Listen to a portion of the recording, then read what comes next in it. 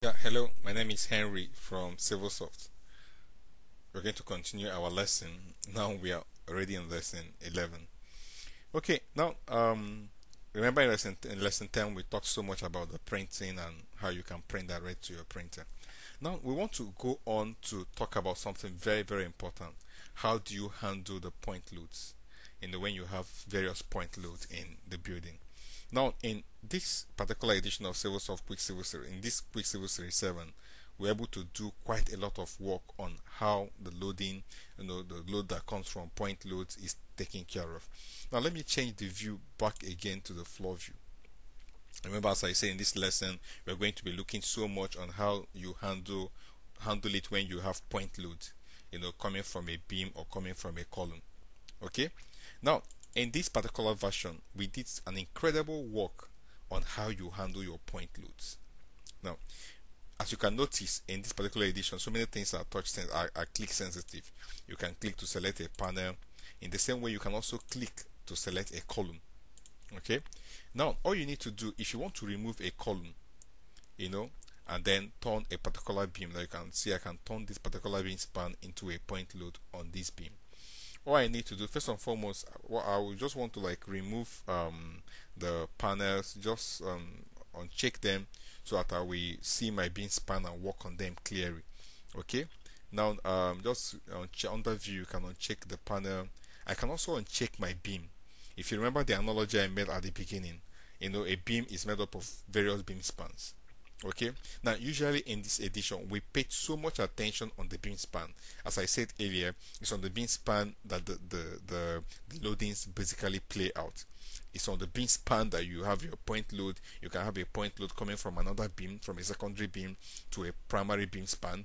You can have a point load coming from a column to a beam span. Okay, so usually you will spend so much time on trying to deal with the beam span. Now let me also remove the beam so you can see the orange colors review the beam span. As you can see, if you touch the individual spans, you can see from here to here this span, from here to here this is the start point of the span, the end point of the span. So usually when you want to remove a column, so that this beam span will form a point load on this from here to here. That means you want to say that the span should start from here, down to this point. Okay, now to do that, what we do is this: you click on the column you want to remove.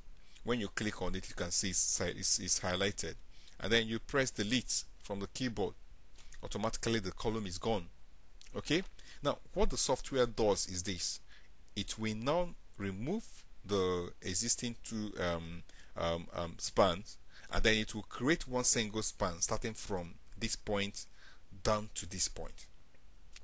As I said earlier, these spans are manipulative. You can actually manipulate the start point and the end point of the span. They are not static. You can manipulate the start point and the end point, to configure them to be inconsistent with your modeling. Now, if you want to manipulate the start point and the end point, it's quite very simple. Just go back to geometry. Once you select the beam span, you can see, just click on the beam span, it's selected. Then you go to geometry, just control the start X and the start Y. Control the end X and the end Y. And the beam span will basically change. For instance, assuming if I change the start X to say 7,000, you can see the beam span has reduced. Okay, but it's supposed to be 5,000. It's supposed to be 6,000. So let me take it back to 6,000. So you can see you can actually control the end point and the start point. Look at the start point and the end point. Okay, let me also adjust the end point. Now instead of being 10,000, let's say it is 9,000. You can see the start X, the end S changes. It reduces. But let's take it back to 10,000. What it is. Okay, so you can see in such a way you can actually configure your beam span the way you want them to be. You can remove a particular column. It's very simple. Just click on the column and press delete on the keyboard, and that column is gone. Quite as simple as that. Okay, now when you remove a column, as I said before, the software will basically turn this beam, this vertical beam span you are looking at, it will turn the beam span, I'm just pointing at it, it will turn the beam span into a point load.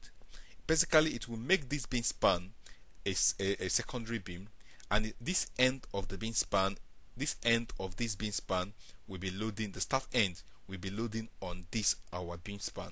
Okay, now, what I'm trying to say is that the start end of this is going to load on this. Okay, now this becomes the primary beam and this becomes the secondary beam. Now let me also say this, which is also very important. Now each beam span, if you look at the geometry property, each beam span, they have the start support type and they have the end support type. Now by default, it's assumed that the ends of a beam span, this is my beam span from here to here, the ends of the beam span is supported by a column. But you can also change that. I can come and say, no, I don't want them to be supported by a column. I want them to be supported by another beam. That means in that case, the ends cease from being a column support, it becomes a primary beam support. The primary beam support in the sense that they are supported by a primary beam. Okay, that means that the end of the beam span is actually supported by a primary beam. Or you can say that the support type is none. In that case, that means that it's a free support, kind of a cantilever. That means the end is not actually supported. So the start end can be column support, primary beam support, or none. Column support, that means it's supported by a column. Primary beam support is supported by another beam. That particular end is supported by another beam. Or none, which means that the beam, that end is free. And you have that case usually in cantilevers. Okay, that is the way the stuff is oriented. Okay, so that's it. And then also you can also like control also the end support, right? The end support can also be controlled. The end support type can also be either is supported by a column or is supported by another beam, in which is primary beam support, and then that end can also be none. Okay, now when you set the end support, now let's look at the case we have. You can see we have removed the support at this point. Two things that we are achieving doing is that, number one, we're able to stretch the beam span to start from here to here. The software automatically removed the two beam spans that were there before and then replace them with another beam span which starts from here to here. And at the same time, it turned the